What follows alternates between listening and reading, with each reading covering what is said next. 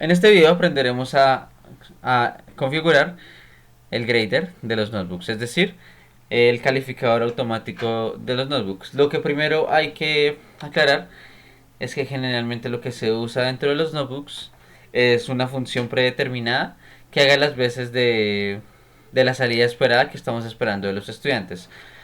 Vamos a ver un ejemplo para aterrizar esto. Primero que todo, para diseñar los casos de prueba, vamos aquí a ir a editar la tarea y nos vamos a ir al grader. En el grader podemos empezar a añadir un caso de prueba. Entonces vamos a crear un caso de prueba que ejecute, por ejemplo, una función que simplemente necesita retornar la suma de dos números. Entonces, dado que tenemos la suma del notebook que se le mete 2 y 3, nos debe retornar 5. Vamos a crear otro caso en donde la suma del notebook, es decir, la función que estamos esperando, cuando se le meta 2 y menos 2, de igual a 0. Después de esto podemos darle un nombre al caso de prueba que engloba todas las funciones. Por ejemplo, aquí vamos a darle problema 1, suma de dos números.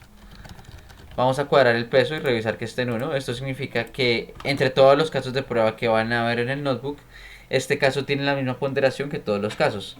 En caso de que se necesitara que un caso valiera el doble, un conjunto de casos valga el doble o el triple, entonces este peso puede ser cambiado. También este código de setup funciona en caso de que se necesite llamar alguna variable, leer algún CSV o cualquier otra tarea que es rutinaria, por ejemplo, en los notebooks de ciertas materias como introducción a los sistemas inteligentes.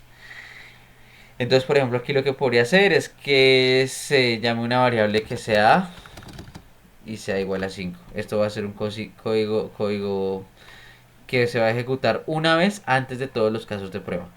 Después de que tenemos nuestros dos casos de prueba englobados en este problema 1, que es la suma de dos números, vamos a darle guardar. Aquí, cuando ya le damos guardar, ya podemos hacer que el grader se genere, ya que tenemos algún caso de prueba. Y después de esto guardamos los cambios. Lo que va a significar en este momento que si se sube, vamos a la tarea, y si algún estudiante sube el IPy NB, por ejemplo este, que es el quiz de prueba, que es un notebook cualquiera, debería haber una función dentro de este notebook que le permita al estudiante hacer la suma de los dos números. Vamos a ver el ejemplo de cómo sería ese notebook. Para la creación de un notebook se puede ver el video de cómo crear un notebook para Uncode.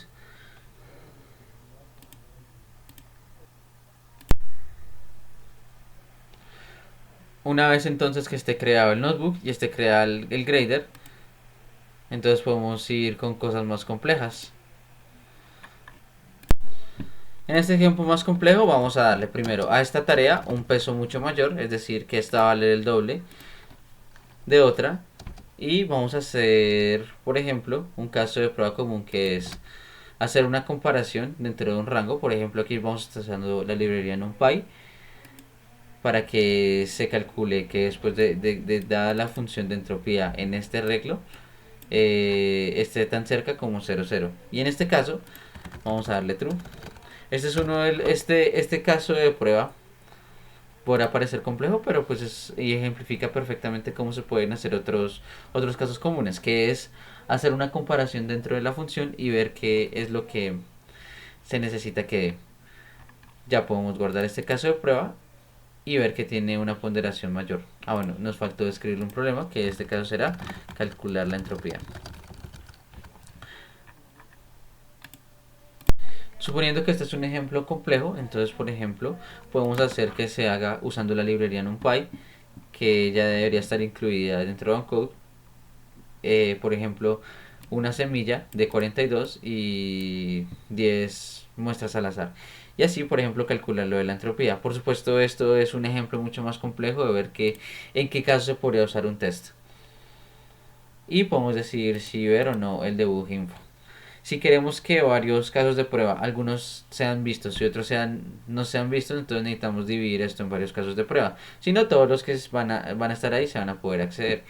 Más, y así podemos hacer casos de prueba más complejos en Uncode.